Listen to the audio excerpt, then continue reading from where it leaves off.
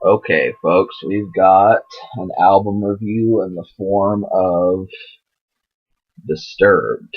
Now, this album is called The Sickness. I think it might have went multi-platinum, which means millions of people bought it, and there were several singles released from this album. So lots of attention happened. Movies used the songs, and it got promotion. It was a good look for Disturbed all around. So the song I'm thinking a lot of folks will probably remember this album for is the song Down with the Sickness. But there happened to be a couple extra songs with that were released to radio. I don't remember hearing them, but beyond that, this is a little bit larger of an album at 14 songs, no skits. So with this, there's several slick songs on here. Some of them I would have liked to have heard on the radio, preferably, but it kind of there's really little to no complaints about this project. So it's pretty much metal. I've said in the past that sometimes it's not as raw as it needs to be, but this pretty much hits the nail bang on the head. And so we'll talk about some of the production on here. Another record, the radio songs are the first couple songs on here. Voices is definitely an amazing one, but I really liked the song Dropping Plates. I also liked Numb, Meaning of Life, and Fear. These are all some great ones. There's really 9 songs out of 14 that I liked, but these are like some of the hot ones, the gnarliest ones, I would say. And, Violence Fetish. They do, like, Stupefy tried something different, and I think there was like one other song, it might have been the song Want, that did something different with the guitar on there.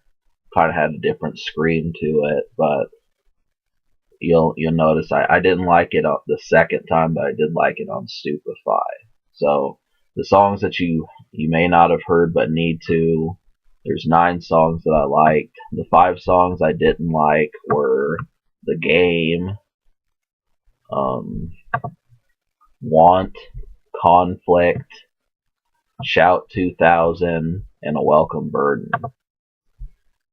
So other than that, I like the whole project. Every single one of these, like most people are not going to say that the singles are the ones that have the most energy and are the best songs. There's just as many on here, kind of like with Slipknot and Godsmack. These guys they don't reserve the best material for what's on the air.